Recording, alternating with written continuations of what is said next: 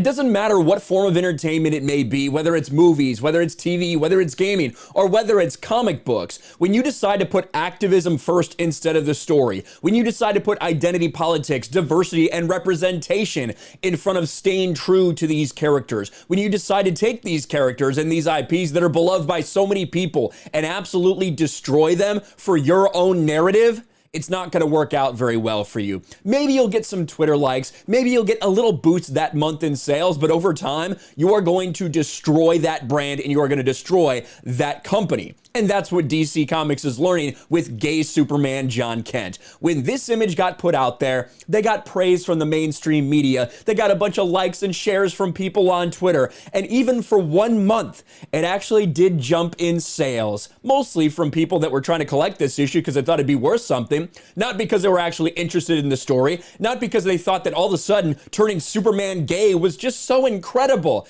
No, and we've seen that play out because after a few months, it is now miserably falling completely off the charts. Tom Taylor and DC Comics' gay Superman book falls completely off the top 50 sales charts. It is pathetic, and Tom Taylor continued to cope and seethe on Twitter and try to blame everything else for this besides the reality that nobody wants this to happen to these characters. And so what are they doing? They've doubled, they've tripled, and they've quadrupled down. Now, Superman's dad at this point, Clark Kent, is now making sure you all understand that he supports his son no matter what. Superman takes part in Pride Parade, waves LGBTQ plus flag on cover of Action Comics 1044.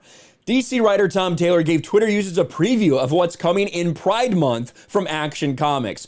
So it's, what is it, March now? Isn't Pride Month like June or something? So you're so desperate for attention because no one's paying attention to this comic book right now that you're putting out the covers and like broadcasting the covers for Pride Month in March just to try to drum up some Twitter likes. Again, these people aren't actually going to buy this book. That has been proven time and time again, especially with this gay Superman. But it gets you Twitter likes, so maybe that makes you feel good. The issue will have 2 variant covers, and one of those is a DC Pride special by Derek Charm showing John flying by a crowd at a Pride event. Standing up front are his parents, Lois and Clark, smiling and proudly supporting their son by holding a Pride flag emblazoned with a white Superman logo. And here it is. There's Clark and there's Lois holding the complete Pride flag. You've even got like the transgender stuff in there. I think the black and the brown is supposed to represent like people of color who are gay, so even more marginalized gay people, supposedly. That's their theory. I don't know. I'll be honest, I don't really keep up with all of the ins and outs of this community. But there you have it, and it just begs the question. No one's reading this, so there's probably no one that can actually answer this for me. Is Superman gay? Do people know that Superman is gay?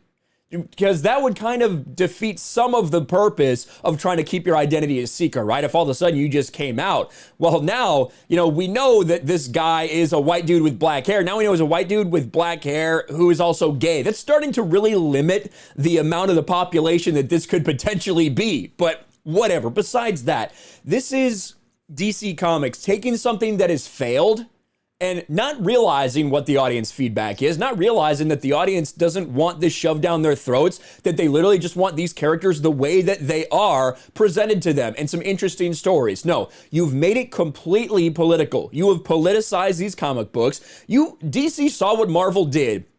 All new, all different, with all their activism. And instead of learning a lesson from that, they said, well, we'll do that too. We'll literally just burn our company down to the ground for the message. And this has been proven to be a bad thing for them. Again, the sales speak for themselves. No one is buying this, Tom Taylor. Regardless of how much you try to spin it, we know that no one is buying this comic book. So what do? You just continue to hammer on the same nail that got you in this situation in the first place. This is so weird. It really is. You're taking activism to a whole new level now at DC Comics with the character of Superman. and people don't like it. But Tom Taylor is going to continue to do whatever he wants, whatever he can do to destroy the legacy of these characters, to destroy DC Comics, and destroy what's left, which isn't much, of his own reputation. Let me know what you think about all this in the comments below. Smash a like button, subscribe to the channel, ring the bell for notifications, share this video out there, and I'll talk to you later. Thanks for watching, everyone, and a huge shout out to my patrons. I appreciate you guys so much. Want to follow me on Twitter or Instagram? Check out the description below. You'll find links to my P.O. box and my Patreon as well. And I'll talk to you guys later.